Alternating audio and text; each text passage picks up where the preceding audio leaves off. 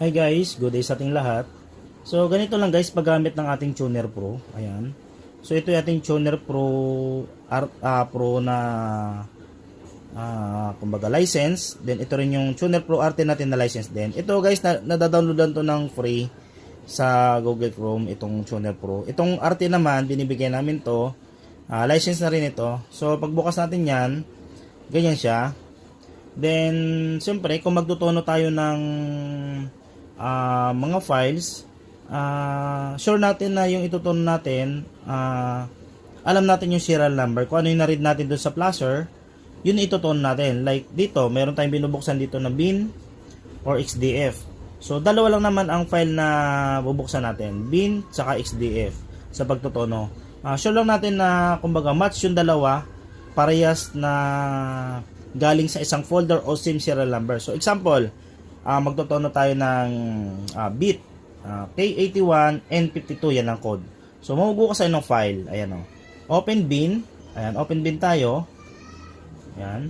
So pag open ng bin, pupunta tayo dun sa folder. So kung nakalagay sa atin sa desktop, doon natin pupuntahan, pero sa akin kasi nakalagay lahat sa document. So ito, bubuksan ko yung folder ko, sa akin kasi nakalagay sa yan, naka ano yan, nakaayos yung mga folder, may mga pangalan para hindi magulo.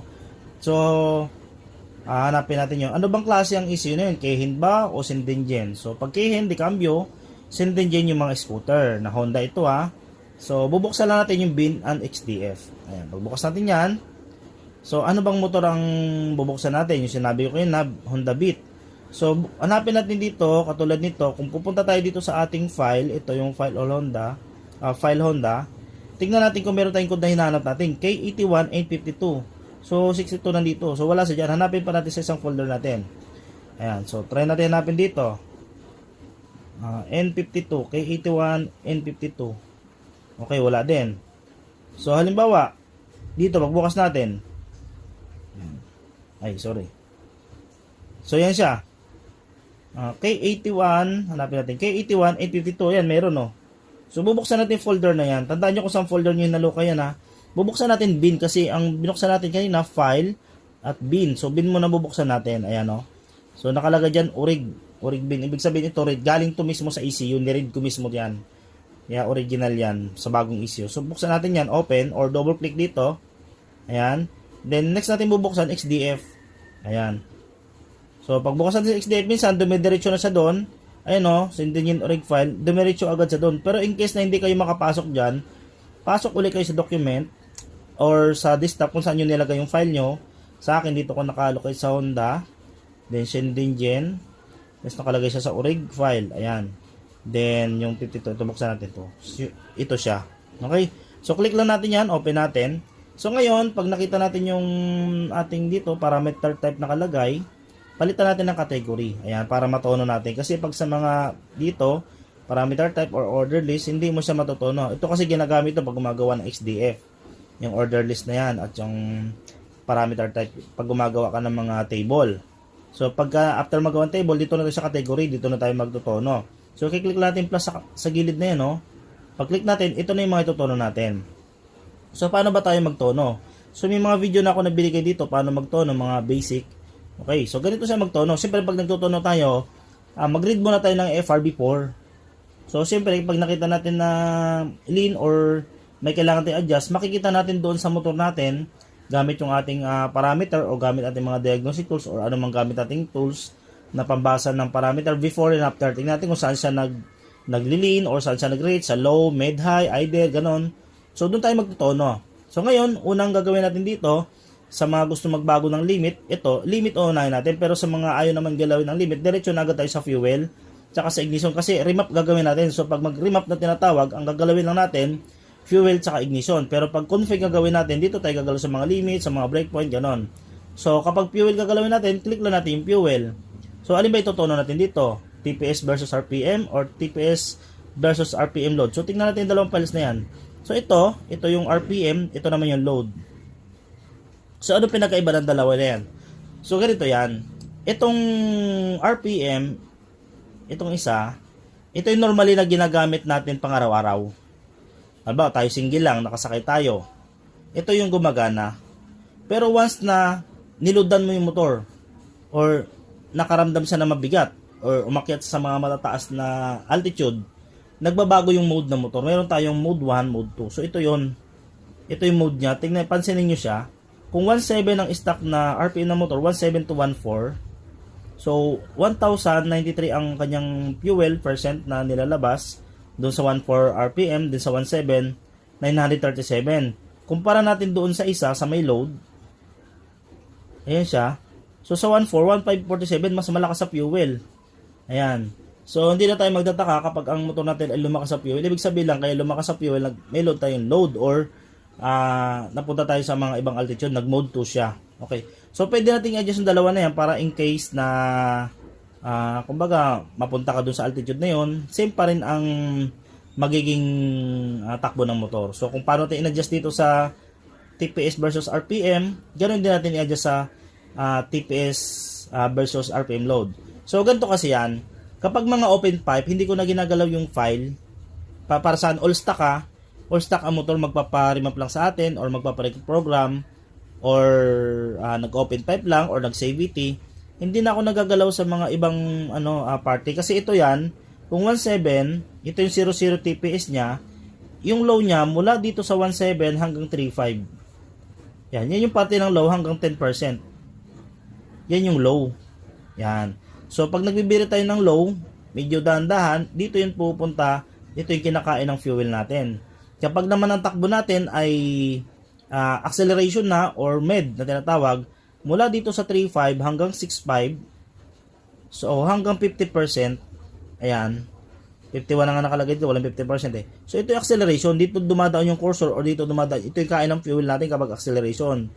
Kapag high RPM naman, ito na yung kain ng fuel natin. So ito na yon, mula dito hanggang dito, yan na yon. So diyan naglalaro yung fuel natin, kaya pansinin nyo, tataasan ng fuel. So depende kung ano yung result niyan sa EFR, kung dito lean or dito rich, dito tayo magdadagdag or magbabawas. So paano ba magdagdag bawas niyan? Dito lang sa taas, ayun, may nakalagay dito ang plus minus. So pwede tayo magdagdag yan ng 100, pwede tayo magdagdag ng 1,000, or pwede tayo magdagdag ng 500, parang ganon. Kasi 1,000 ang usapan dito 3,000. So advice lang namin dito, siguro additional lang kayo ng 100 lang. Ayan. Kasi pag nilagyan nyo ng mga 1,000 ang adjustment, baka yung injector natin lagi nang nakabukas, pwede nang masira. Okay, so example, mag-a-adjust lang tayo ng fuel yan. So pag mag-adjust tayo ng fuel, so hanggang 9.5 RPM lang ito ang stock. Mag-adjust tayo ng deceleration or sa backfire, dito lang tayo mag-a-adjust mula 3,000 hanggang dito. Magdadagdag lang tayo dyan ng fuel. So halimbawa magdadagdag tayo dyan ng 20, 30, 50, depende sa inyo. Ba 20, nagdagdag tayo ng 20 fuel, 20%, ayun siya. Hinighlight ko lang siya, tapos nag-add ako. Okay? So halimbawa nag-backfire pa rin sa 20. Eh di next time, pagbukas ulit natin, i-save natin yung file na to, dagdag ulit tayo ng 30 or dagdag tayo ng 10, parang ganon. So ito dinagdagan ko ng 20. After madagdag natin, so halimbawa all stock lang naman, di mo naman kailangan galawin na yan, or depende, pag reading mo ng FR ay lean lahat, o di dagdagan mo yan lahat ng side na yan. Okay? So halimbawa yun lang gagawin natin, open pipe lang, dito tayo gagalaw, open pipe, tapos naka-save ito, mamituruan ko kayo. So save. Ganon din dito. So after natin ma-adjustment doon, dapat same din dito. Mula 3,000, ayan, pataas, dagdag lang tayo ng 20. Ayan. 20% execute natin. So yan, nag-red, nakita nyo siya. Then save lang natin. Pero ito guys, stock to, hindi natin ginalaw ang limit. Pero in case nagagalawin nyo yung limit, ganito lang siya. Buksan nyo yung limit. Buksan nyo yung 5 na limit na yan. 1, 2, 3, 4, 5. So nakita natin yung stock limit natin. 9494. O 94 yung stock natin. So gagawin natin dyan, lahat yan i-adjust natin. So halimbawa, ang mag-adjust tayo, suggested lang namin dito, additional 500 or additional 1,000 lang tayo. So kung mag-additional tayo, dito lang, dito. So halimbawa, additional 1,000 or 800 o 1,000, lagyan natin 1,000. Excuse. Execute lang natin, nakalagay add plus minus, add natin. Kapag kasi magma-minus tayo, maglalagay tayo ng sign dito na negative. So add lang natin. Ayan, makikita natin additional. Tapos click natin isa. Additional lang siya, ganon. Then save natin. Ganon din dito. Ganon din dyan, 1,000 din. Ayan. So, execute natin. Click mo tong box, then execute mo. Ayan. So, dalawa na mag-adjust. Save. So, kung gusto mong isa-isa, ganun lang ginawa ko kanina. So, additional 1,000. Ayan. Then, click mo lang tong box, then execute. Ayan. So, save. Ganun din dito. Then, click yung box, then additional 1,000. Hindi naman natin kailangan dagdagan ng sobrang taas yan kasi hindi ka kaya ng makina, baka may sumabog sobrang taas ng RPM hindi naman kaya ng makina, ulo stock lang naman tayo Yan. So maganda nga, additional 500 lang, pwede rin din. So click yung box, then execute. Yan. So ganun lang, save. So nagalaw natin limit. Ang problema natin dito, pag mag-adjust tayo ng 9.5 pa rin siya, mag-adjust tayo ng fuel, dapat dito nasaan yung nilagay nating 10.5, di ba? Bakante. So possible pag lumagpas yung cursor, walang laman dito. So, gagawin natin dyan, lalagyan natin yung breakpoint. Babaguhin natin dulo na yan. So, may breakpoint dito na settings. Ayan. So, baguhin natin yung RPM. Yan. Click natin. So, nakita natin 9.5. Palitan natin yan ng 10.5. Ayan. Then, mula 3,000, highlight mo lang yan. Then, execute. Palitan natin to ng, ito muna. Yung offset, palitan mo natin ng Y or smooth. Pili lang kayo. So, interpolate Y, pwede rin. Then, lagay natin dito 0.50. Ayan, yan ang pagitan niya. So, execute natin. Ayun. So, ito na siya ngayon, no? Nabago. Then, save lang natin. So, ngayon, yung ating fuel, ito na siya. May 10.5 na. So, mag-revolution ka man dyan, may fuel sa kakainin. Hindi basta-basta masisira yung motor. Hindi maglilin. Pero, siyempre, makita nyo inad nyo, mas mababa kumpara doon sa 1,000, kumpara doon sa 9.5. Mas mababa. So, possible mag-lean. So, gagawin lang natin dyan, para mag-ayos yan lahat, mula dito sa 9.5 dati, highlight mo lang dito, tapos click mo lang yung smooth. Ayan, smooth natin yan. Tapos click natin dito 0.50, then execute natin. Ayan. So, para medyo tumaas siya. Okay? So, ayan na siya. Para sabay-sabay sa smooth na smooth yun yung banda. Ngayon, sisave natin. Pero guys, depende pa rin niya kung nag-add tayo doon. Depende pa rin niya kung anong kakalabasan sa FR. Okay. So, halimbawa, ganoon din dito. May 10.5. Ganun din gagawin natin dito. Mula dito sa 9.5, smooth din natin yan. Siyempre, kung anong ginalaw natin sa kabila, ganun din. So, ganyan. O, yan. So, dagdag lang tayo ng kahit isang pindot lang. Isang smooth lang. Save natin. Yan, example. Then, siyempre, after natin ma-additional yan, dapat, yung kuryente natin, ma-advance din natin kasi possible nagdagdag tayo ng fuel, baka possible malunod or ano mangyari doon. So, mag-adjust tayo ng ignition. Click lang natin to ignition plus. Ayan, so click natin ignition. Dito guys, sa ignition naman, depende kung anong gusto nyong gawin sa ignition. Kung gusto nyong dito lang kayo mag-adjust na parte or dito kayo mag-adjust sa RPM. Pero, siyempre, mas suggest ko sa inyo na kung mag-adjust lang kayo dyan, adjust nyo na lahat. Ito, mag-example kayo, mag-adjust kayo dito. Ano ba resulta? Mag-adjust kayo dito. Yan, ano resulta? Kumbaga, mag-testing kayo. Pero, ako kasi pag nag-adjust, pwedeng ganito. Offset lang, ayan. Then dito, maglalagay lang ako ng sign na shift plus, ayan, may plus lang siya. Plus 2 lang. Ayan, click mo lang tong box. Ayan, pag click mo ng box, execute mo. Ayan, so napalitan na lahat. So tingnan natin kung ano magiging resulta sa motor. Kapag ito ay may narinig kayong knocking sa bandang low, ibig sabihin dito sa low, magbabawas kayo ng ignition. Dito naman sa med, ganun din. So kung saan sa may nagna-knocking, pag adjust nyo before, wala naman, o nag-adjust ng ignition, nagkaroon na knocking, ibig sabihin, yung dinagdag natin na ignition ay sumobra. Pero ano ba yung purpose? Bakit nagdadagdag tayo ng ignition? So para siyempre maging yung response niya para mas mabilis, mas advance kasi pag nagdadagdag tayo dito ng value, nag-a-advance yung ignition. Hindi lumalakas nag-a-advance yung firing niya, yung firing order niya. So, nakakadagdag yun sa response sa potential ng motor kapag nag-a-adjust tayo dito. So, kung may dyno kayo, makikita nyo yung pinagkaiba niyan. Okay? So, save lang natin. Pasensya na kayo guys, medyo mabilis magsalita. Pero, kapag hindi nyo naintindihan, rewind nyo lang. So, ito basic lang ito guys Kumbaga, pwede nyo i-apply ito. So, save natin. So, after natin na ma-save, pupunta na tayo sa file. Huwag tayo magpapalit ng save in kasi pag pinalitan mo save in, mapapalitan yung original mo. Okay, save in as tayo para may bago. Ngayon, pag magsisave tayo ng save in, pwede kayo maglagay sa desktop, gawa kayo ng new, or doon din sa folder kung saan nyo kinuha yung file para hindi magulo. Pero, sure nyo, na paglagay nyo pag-save nyo sa may folder nyo, lagyan nyo ng pangalan. Halimbawa, para hindi kayo malito. Halimbawa, original yung bin yan, ginalaw mo. So, naglagay tayo dyan, plus 2 ignition. Yan, para alam natin yung ginalaw natin. So, then, naglagay tayo dyan ng 10.5 RPM. Yan. Tapos, sa deceleration, nag-additional ka ng 20, parang ganon. Then, kung baga lahat ng detalye na ginagawa nyo sa mapa, ay ilagay nyo dito, or sa map. So, lagay nyo din pangalan ng tao dito. Halimbawa, ang pangalan niya ay si Pedro. Para hindi, next time, kapag meron kayong gustong i-adjust na konting adjustment, or yung customer medyo, sir, may backfire, sir, may ganito, bubuksan nyo lang uli yan. Bubuksan nyo uli yan, tapos dyan kayo mag-a-adjust. Kasi yan yung itinono mo. Ngayon, save na natin. So, pag save natin, nandun na yun sa folder. Okay. So, ngayon, pag save natin, meron tayong corrector. Ayan, bubuksan natin yung corrector natin. I-correct natin yung file na yun. Kasi once na ginalaw natin yung original na file natin, magkakaroon siya ng mag-i-invalid siya. So, bubuksan natin sa Honda, buksan natin sa Dengen, nandun siya sa orig. Ayan o. So, hanapin natin yun. May lagay tayong pangalan dun. Beat. Ito. So, ito siya. May pangalan na o. Then, open natin. Nakita nyo guys sa baba, check some invalid.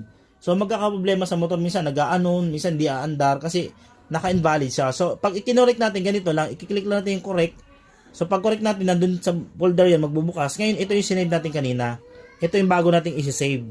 So, bago natin i-save yan, lagyan natin ang pangalang correct dito or i-delete natin yun para hindi magdoble yung file natin. Delete na natin yun. Hindi naman natin makagamit na yun eh. Ayan. So, ito na yung mga file natin ngayon. Save as lang natin. Save. O, ayan. Yes lang. So, ngayon, okay. Valid na siya ngayon. So, tingnan natin yung file natin na yun kung nasaan na yun. So, bukas natin ang folder. So, punta natin sa document. Punta natin yung remap. Punta natin yung Honda. So, ito na yung Dengen. Ito na yung original file. Then, bit.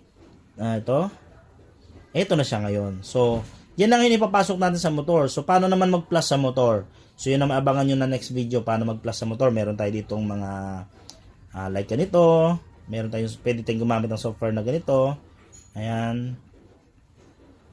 Okay, so buksan natin yan. Halimbawa, ito gagamit natin yung software. Ito kasi software na to, pwede sa mga 160 series. Okay, na Honda. So, kung wala naman kayo itong software, buksan natin dito sa TeamSolid natin. Ayan, dito din papasok, dito din magpo-plus. Kung pwede naman sa ibang folder or meron kayo itong software, yung pangmaramihan. Ayan. So, dyan natin bubuksan. So, ito all-in-one na to. Pwede kayo magpasok sa MTech. Ayan, meron tayong MTech. O, TeamSolid. Meron tayong TeamSolid. Kompleto na to guys. Ayan. Kompleto na yung software na to. All-in-one. Ayan. Meron din siyang Yamaha Plus. Ayan. Meron tayong kompleto na to. Ito pang sniper. Ayan. Meron tayo ngayon guys. Hintayin na natin yung tools niya. Parating na yan. Abangan yung vlog ko niyan. X-Max. Pwede na tayo makapag-remap ng mga ganung motor. Okay. So yan. So marami na tayong software na nakaabang para sa inyo. Okay? So, ganun lang guys. And kapag meron kayong hindi pa naintindihan, chat lang kayo sa ating group chat sa mga naka-attend sa akin sa umattend ng mga training ng mga umabel ng 5,000 training fee na maraming freebies. Okay? So, good day sa ating lahat. Bye-bye! Nagtuturo ng tapat at totoo. Team Solid, nagbibigay idea na walang kapalit. Team Solid, magkakaibang tao pero nagsama-sama sa Team Solid. Mga mekanikong nagtutulungan sa pag-angat. Team Solid, hanggang ngayon nagbibigay ng training sa mga tao.